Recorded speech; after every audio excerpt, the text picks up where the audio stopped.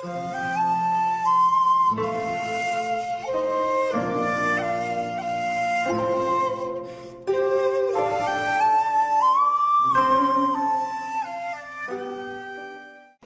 ఊరిలో వీరయ్య, ఆదిలక్ష్మి అనే పేద దంపతులు ఉండేవారు. రోజు కూలి పని చేయందే ఇల్లు గడవదు. వీరికి 2 సంతానం. ఒక అమ్మాయి, అబ్బాయి. కూతురు పేరు ధనలక్ష్మి, కొడుకు పేరు వెంకన్న. ఆ పేద దంపతులకి తమ బిడ్డలంటే ఎంతో ప్రేమ. అందుకని వేరే ఊరు సంబంధం కాకుండా తనకున్న అరెకరం పొలం ఇచ్చి ఇద్దరికి అదే ఊరిలో సంబంధం ఇచ్చి పెళ్లి చేశాడు. 2 కుటుంబాలు బాగున్నాయి. కూలి పని చేయకూడదని ఇద్దరికి మంచి సంబంధమే చూసి చేశాడు. ఇప్పుడు వీరయ్యకు ఒక గుడిసె తప్ప ఇంకే ఆస్తిపాస్తులు లేవు. కానీ ఇంట్లో ఒక మూలకి తాళం వేసిన ఒక పెద్ద ట్రంకు పెట్టె ఒకటి ఉండేది. అందులో ఏముందో వీరయ్య కుటుంబ సభ్యులకు ఇంతవరకు తెలీదు. అందులో ఏముందని భార్య అడిగినా వీరయ్య నవ్వి ఊరుకునేవాడు. తండ్రి తమ భవిష్యత్తు కోసం బాగా డబ్బు బంగారం కూడబెట్టి ఆ ట్రంకు పెట్టెలో పెట్టి ఉంటాడని, ఏనాటికైనా అది తమకే చెందుతుందని వీరయ్య కూతురు కొడుకు అనుకునేవారు. ఏమండి, ఈ చొక్కా బాగా చినిగిపోయింది. ఆ చినిగిన చొక్కాని ఇంకెంతకాలం తోడుక్కుంటారు?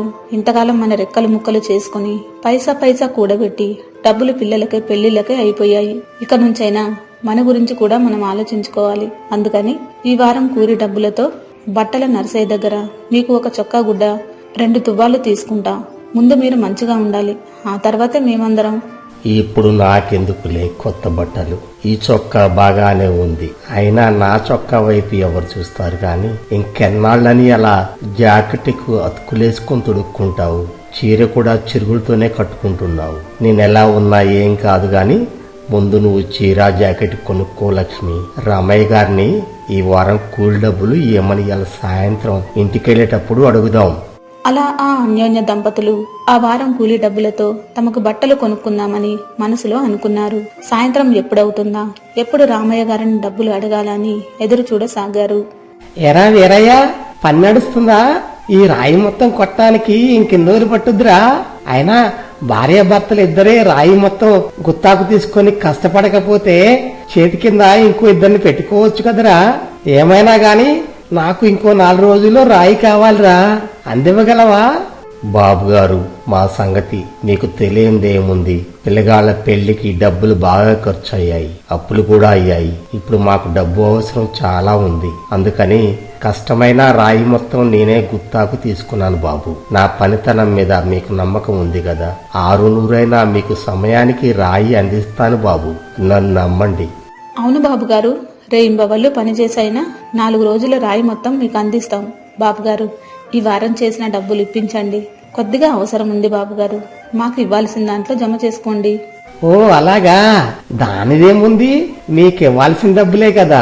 1 గంట తర్వాత ఇంటికి వచ్చి డబ్బు తీసుకువెళ్ళండి. అరే వీరయ్య, రాయి మాత్రం త్వరగా కావాలి నాకు, సరేనా? అయ్యగారు చాలా మంచివాడండి. అడగగానే డబ్బులిచ్చాడు. ఇంతకు ఏ రంగు చొక్కా గుడ్డ తీసుకోమంటారు? అవునండి, మిమ్మల్ని ఒకటి అడగాలి. ఎప్పుడైనా మాట దాటి వేస్తున్నారు.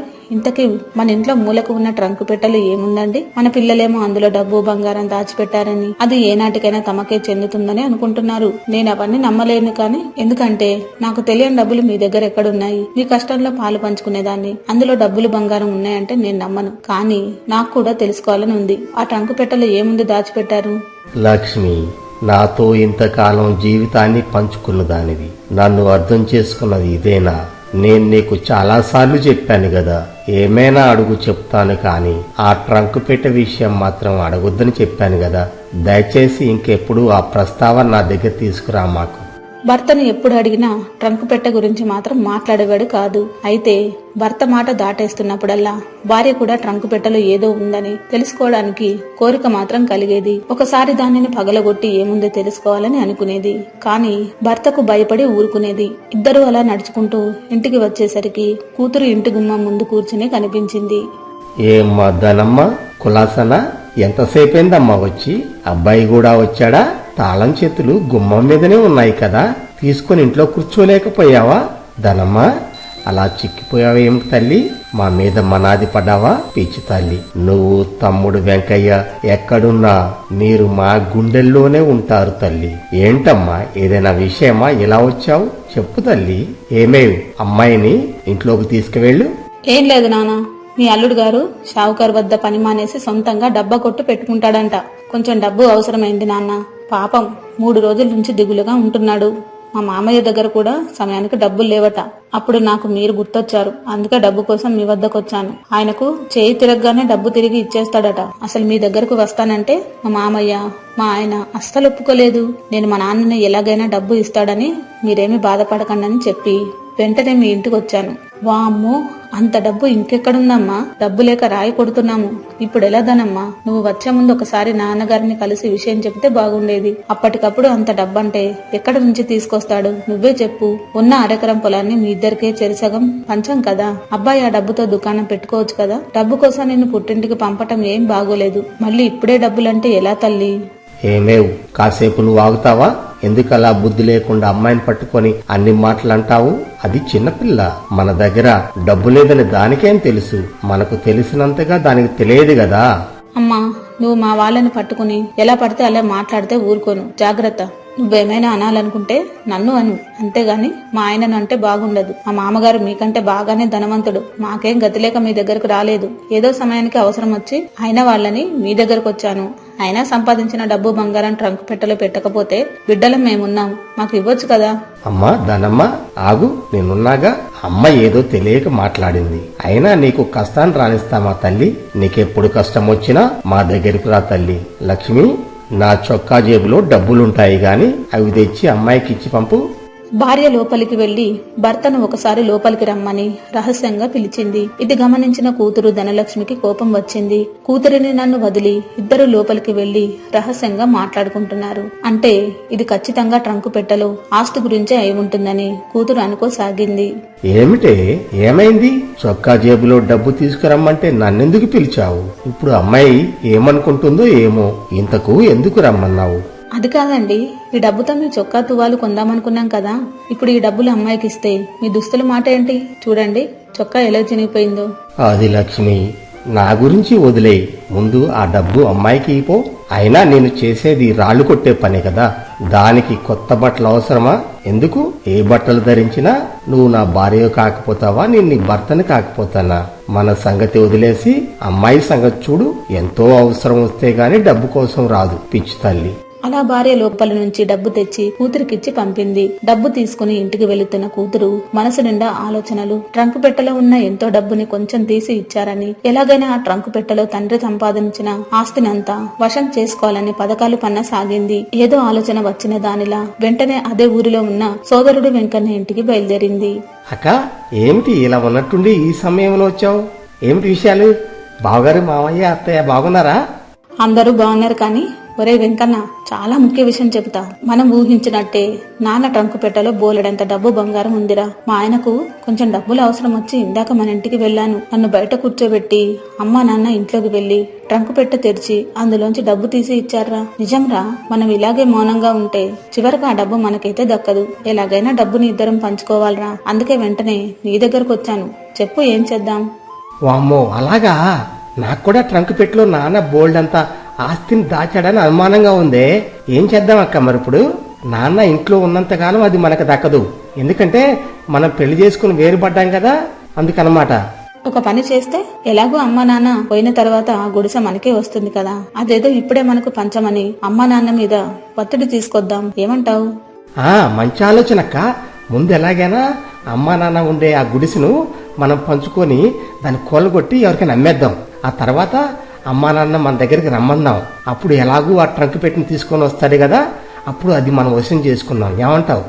అలా అక్క తమ్ముడు ఆలోచించుకుని పంచివ్వమని అడగటానికి తల్లి తండ్రి వద్దకు బయలుదేరారు. అదే సమయంలో తల్లి తండ్రి పనికి పోయి వచ్చి ఇంటి ముందు కూర్చుని సేద తీరుతున్నారు.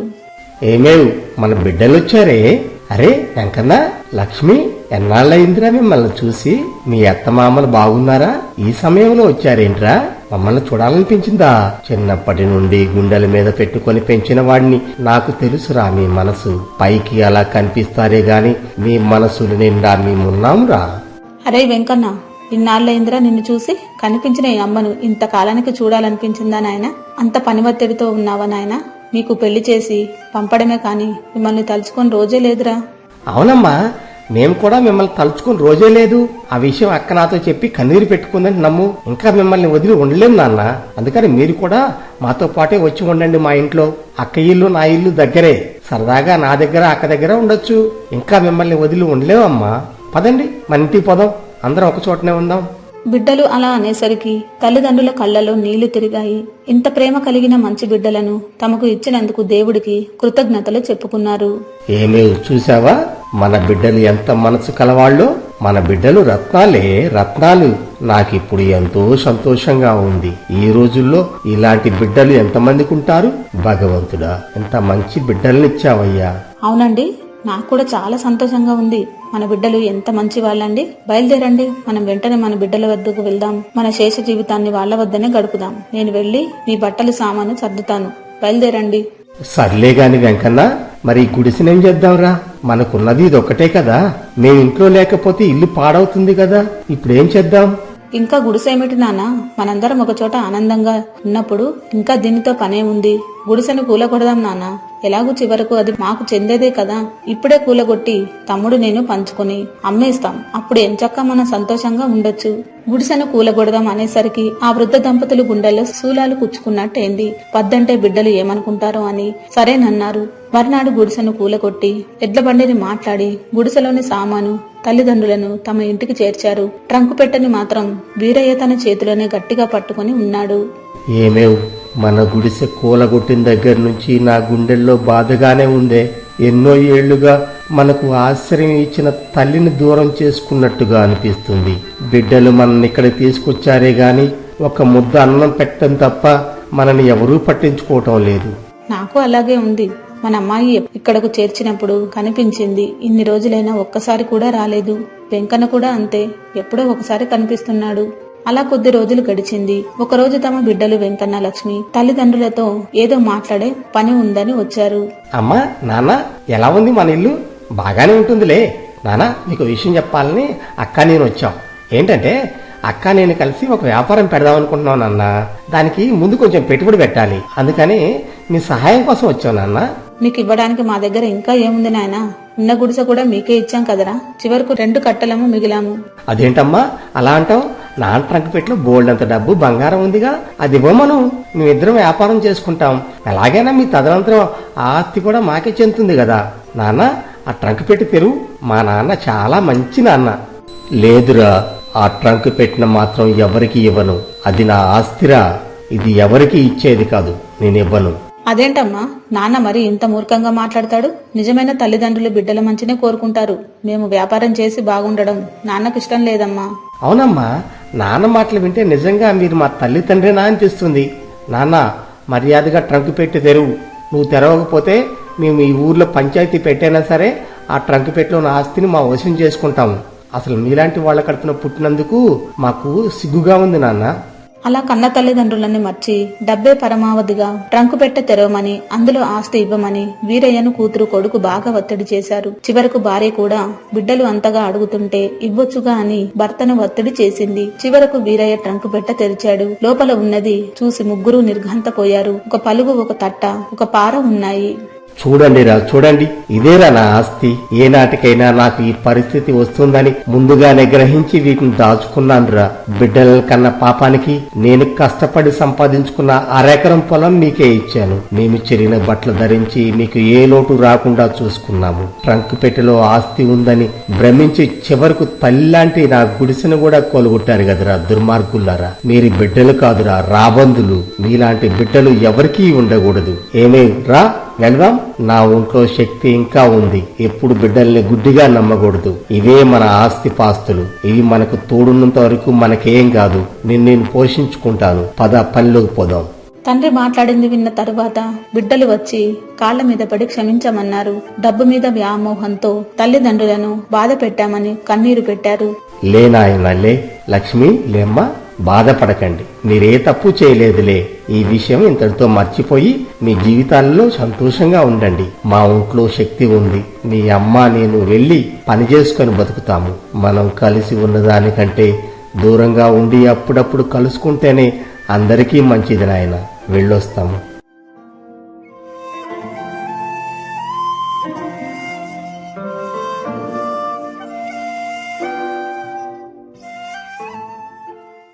మీకు మా ఛానల్లోని స్టోరీస్ అన్ని నచ్చినట్లయితే లైక్ చేయండి, షేర్ చేయండి, సబ్స్క్రైబ్ చేయండి. అందరికీ థ్యాంక్ యూ అండి.